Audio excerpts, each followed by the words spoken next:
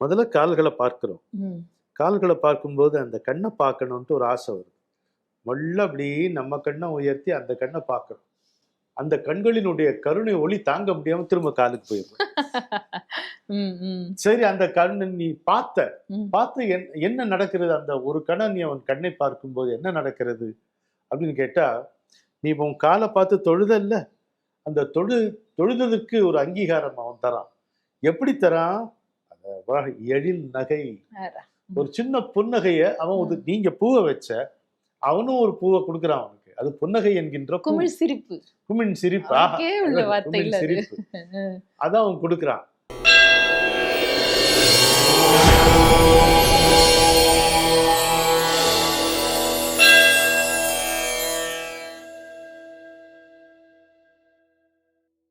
போற்றி என் வாழ்முதலாகிய பொருளே. புலர்ந்தது பூங்கழற்கு இணை துணை மலர் கொண்டு ஏற்றி நின் திருமுகத்து எமக்கருள் மலரும் எழில் நகை கொண்டு நின் திருவடி தொழுகோம். சேற்றிதழ் கமலங்கள் மலரும் தன் வயல் சூழ் திருப்பெரும் துறையுரை சிவபெருமானே, ஏற்றுயர் கொடியுடையாய் எனை உடையாய் எம்பெருமான் பள்ளி எழுந்தருளாயே. தெய்வத்தமிழ் டிவி நேயர்களுக்கு அன்பு வணக்கம். வணக்கம். மார்கழி 20 நாள் ஓடிப்போச்சு. திருவெம்பாவை நேற்று வரைக்கும் சிந்தித்தோம். நம்மையெல்லாம் எழுப்பிய மாணிக்க வாசகர் இன்றிலிருந்து இறைவனையே எழுப்ப தொடங்கி விட்டார் இல்லையா? உடனே நமக்கு கேள்வி வரும் இல்லையா, இறைவன் உறங்குவானா? அப்படி இல்லப்ப, அது என்ன திருப்பள்ளி எழுச்சினா? எளிமையா சொல்லிக் கொள்வதானால், நம்முள்ளே இறை உணர்வு தூங்கி கிடக்கிறது. அதை எழுப்புவதுதான். நம்முள்ளே இறை உணர்வு என்பது தூங்கி கிடக்கிறது. அதை எழுப்ப வேண்டும்.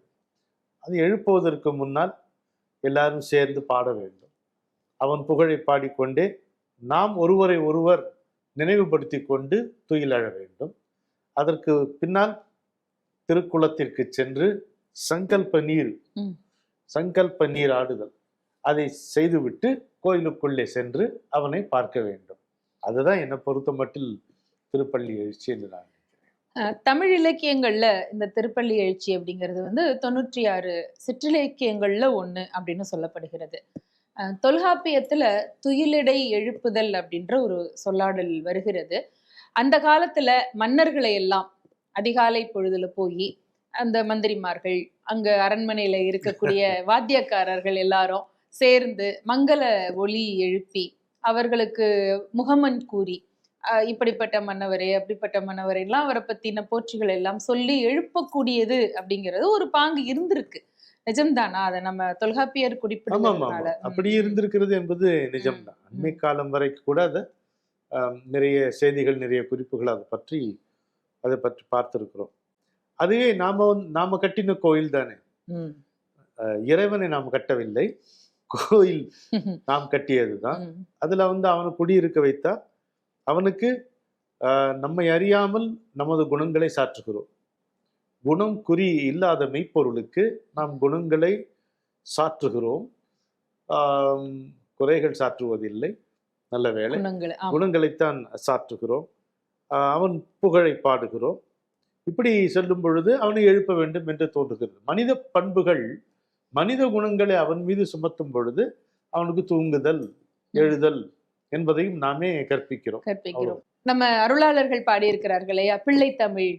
அது பிள்ளையாக இறைவனை உருவகப்படுத்தி நம்ம வீட்டு பிள்ளைகளை எப்படியெல்லாம் பாடுகிறோமோ அந்த 7 பருவங்களையும் சொல்லி பாடுறது அப்படிங்கிறதையும் அதோட நம்ம சேர்த்து சொல்லலாம். பாரதியார் திருப்பள்ளி எழுச்சிய பாரத மாதாவுக்கு பாடியிருக்கிறார். யாருமே செய்யாத ஒரு அற்புதமான, பொழுது புலர்ந்தது யாம் செய்த தவத்தால். அதுலயும் அவனுக்கு ஒரு பெரிய இன்னமும் என்னமா இப்போ மாணிக்க வாசகர் அந்த தோழியர்கள் வாயிலாக தூங்குபவளை எழுப்பும் போது இன்னுமா தூங்கிட்டு இருக்காங்கிறாள். அத பாரத மாதாவுக்கே சொல்றாரு. அதெல்லாம் ஆழ்வார்களிடம் இருந்தும் நாயன்மார்களிடம் இருந்தும் அவருக்கு வந்ததுதானே. அதுல பாரதிக்கே உள்ள தனித்தன்மை நமக்கு தெரிகிறது. என்னன்னா, பொழுது புலர்வது என்பது தினந்தோறும் இயற்கையா நடக்கக்கூடியதுதான். இவருக்கு என்னன்னா, யாம் செய் தவத்தால், நான் தவம் செஞ்சதுனாலதான் சூரியன் உதிச்சான்னு சொல்றாரு பாருங்க. அது பாரதிக்கே இருக்கக்கூடிய ஒரு கான்பிடன்ஸ். என்னன்னா, பிரபஞ்சத்தை நான் பாத்துக்கிறேன், நான் பாக்குறேன் அப்படிங்கறத விட பிரபஞ்சமே நான் தான் சொல்றதுக்கெல்லாம் தனியான ஒரு பெரிய guts அண்டங்கள் வேணும். யாவையும் மாக்கினோன் நான், ம். அவை பிழையாமே சுழற்றுவோன் நான். பராசக்தி சொல்ல வேண்டியது அவன் சொல்றான். அவரே பராசக்தி தானே. ஆமா. இதுல மாணிக்க வாசகர் தொடக்கத்திலேயே சொல்லுகிறார், போற்றி வாழ் முதல் என்று, இந்த வாழ்க்கைக்கான ஆதாரம். ஆதாரம் என்று. பொதுவா அந்த முதலீடுங்கிறதெல்லாம் ஒரு வணிகத்துல வரக்கூடிய சொல்லாடல்கள் தான். ஆனால் வாழ்க்கைக்கு முதல் அப்படின்ற இந்த இடத்துல பொருள் வந்து அடிப்படை, ஆதாரம், அவனால் உருவானது என்பது தானே. இல்ல, நீங்க முதல்ல கூட எடுத்துக்கங்களேன், கேபிட்டல்னு கூட எடுத்துக்கங்களேன். சரி. அப்போ அவன் தான் ஆதாரம்ன்ற பொருள் இருக்கு இல்லையா, அதை மறந்துடாம அந்த சுருதியில் இணைந்ததை எடுத்துக்கொண்ட இந்த வாழ்க்கைக்கு அவனை வந்து முதலாக கொண்டோமானால் அதனுடைய விளைவுகள் லாபகரமாகத்தான் இருக்கும். வாழ்க்கை முழுக்க லாபகரமாகத்தான் இருக்கும். ஏன்னா இது பொருள்மயமான உலகம், அவன் அருள்மயமான வடிவினன். ஆனா அவன் தான் எனக்கு முதல், அந்த அருள் தான் என்னுடைய பொருள் என்று கொண்டு நம்ம வாழ்ந்தோம்னா இந்த வாழ்க்கையை ரம்யமாகும். அருமை அருமை அருமை. எல்லாவற்றையும் சிவமயமாக்கி விட வேண்டும். இந்த பாருங்களேன், இதுல சேற்றிதழ் கமலங்கள் அப்படிங்கிறார். பொதுவா வந்து இது பொருள் சொல்லும் போது இந்த சேற்றில் மலர்வதால் இது பங்கயம் அப்படின்னு சொல்லுவாங்க. அப்ப எனக்கு என்னுடைய நண்பன் கோபால் என்று என்னுடைய நண்பன், நங்கநல்லூர் நண்பன், அவன் ஒரு 40-45 ஆண்டுகளுக்கு முன்னால் சொன்ன ஒன்று ஞாபகம் வருகிறது.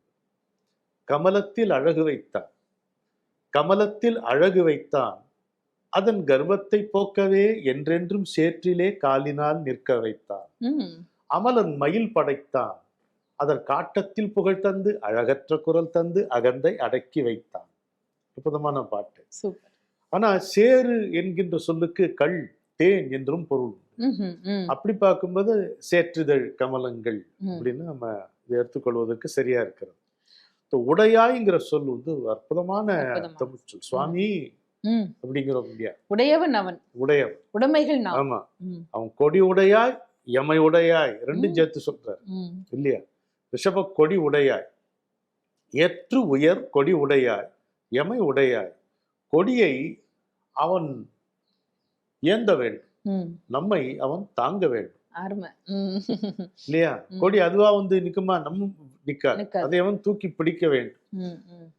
அதனால நம்மை அவன் தான் தூக்கி பிடிக்கணும், நம்மை அவன் தாங்கும், அதை ஏந்துகிறான், நம்மை தாங்குகிறான் என்று நம்ம இதை எடுத்துக்கொள்ளலாம். ஒரு அரசனுக்குரிய லட்சணங்கள்ல 10 லட்சணங்கள்ல இந்த கொடி ரொம்ப முக்கியமான ஒன்று இல்லையா. ஒரு பெரிய ராஜ்யத்தை போய் ஒரு பகையரசன் பிடிக்கிறான் அப்படின்னா அரசனை மாய்க்கணுங்கிற அவசியமே கிடையாது. கோட்டையில ஏறி கொடியை சாய்ச்சிட்டா அரசனை வீழ்த்திய அந்த வெற்றின்ற மாதிரி கணக்கு இது வந்துடும். அந்த மாதிரி அதை பாதுகாக்கிறதுக்கு தான் எல்லாரும் ரொம்ப போராடுவாங்க. இங்க ரிஷப கொடி இது வந்து சிவபெருமானுக்கே உரிய ஒரு முக்கியமான ஒரு சின்னம். நந்தி வேறு சிவன் வேறு அல்ல என்பதுதான் சைவத்திலே இருக்கக்கூடிய சிறப்பு இல்லையா. இந்த நந்தியம்பெருமானுடைய பெருமைகளை வந்து நாம பாக்குறதுன்னா பிரதோஷ காலத்தை பற்றி தான் நாம சிந்திக்க தோன்றுகிறது இந்த பாட்டை யோசிக்கிற பொழுது. அந்த நேரத்துல எல்லா தேவர்களும் வந்து நந்தியை தொழுகிறார்கள் என்று சொன்னால், சிவனை பொறுத்தவரையிலே தன்னுடைய வாகனம் என்று இல்லை, அடியவன் என்று இல்லை, எல்லோருக்கும் சம பெருமை, தனக்கு நிகரான பெருமையை தரக்கூடியவன்னு எனக்கு அதுல பிடிக்கிறது. இன்னொரு அழகு பாருங்க, எழில் நகை கொண்டு நின் திருவடி தொழு, போற்றி என் வாழ் முதலாகிய பொருளே வரிசையா சொல்லிட்டு வர்றார் பாருங்க. பூங்கழற்கு இணை துணை மலர் கொண்டு ஏற்றி, அது ரெண்டு என்ன பாக்குறாரு, பின்ன பாதங்களை பாக்குறாரு, அதுக்கு இணையா இருக்கணும் மலர்களை கொண்டு வந்து சேர்க்கணும். அது ஒரு பக்கம் இருக்க, முதல்ல கால்களை பார்க்கிறோம். கால்களை பார்க்கும்போது அந்த கண்ணை பார்க்கணும்ட்டு ஒரு ஆசை வருது. மொள்ள அப்படி நம்ம கண்ணை உயர்த்தி அந்த கண்ணை பார்க்கணும். அந்த கண்களினுடைய கருணை ஒளி தாங்க முடியாம திரும்ப காலுக்கு போயிடும். சரி, அந்த கண்ணை நீ பார்த்து என்ன நடக்கிறது, அந்த ஒரு கண்ணை நீ அவன் கண்ணை பார்க்கும்போது என்ன நடக்கிறது அப்படின்னு கேட்டா, நீ உன் காலை பார்த்து தொழுதல்ல, அந்த தொழுதற்கு ஒரு அங்கீகாரம் அவன் தரான். எப்படி தரான்?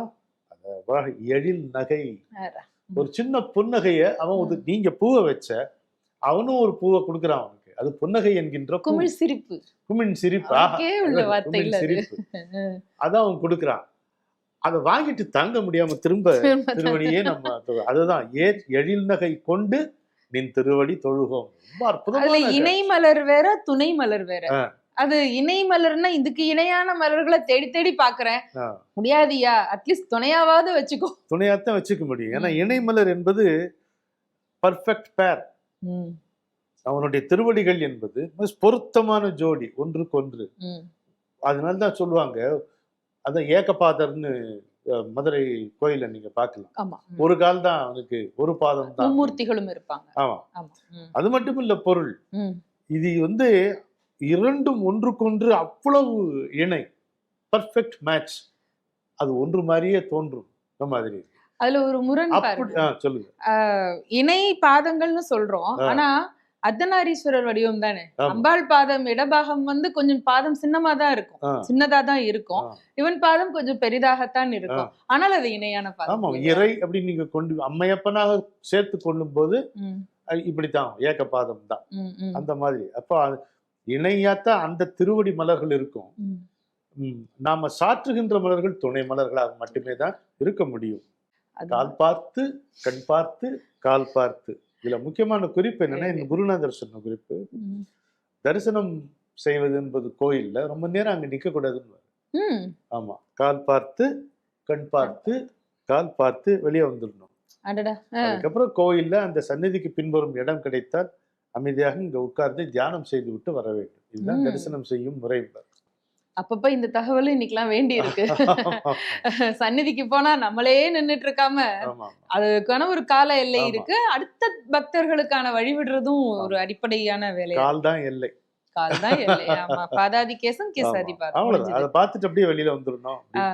அந்த காட்சியை மனசுக்குள்ள அப்படியே படம் பிடிச்சுக்கணும். அதுதான் அதுல முக்கியமான அதுதான் முறை. அப்படி திருப்பள்ளி எழுச்சியுடைய எழுச்சிமிக்க பாடலை இன்னைக்கு தொடங்கி இருக்கோம். இன்னும் 9 தினங்கள் மீதமுள்ள திருப்பள்ளி எழுச்சி பாடல்களை எல்லாம் நாம் சிந்திப்போம். நன்றி.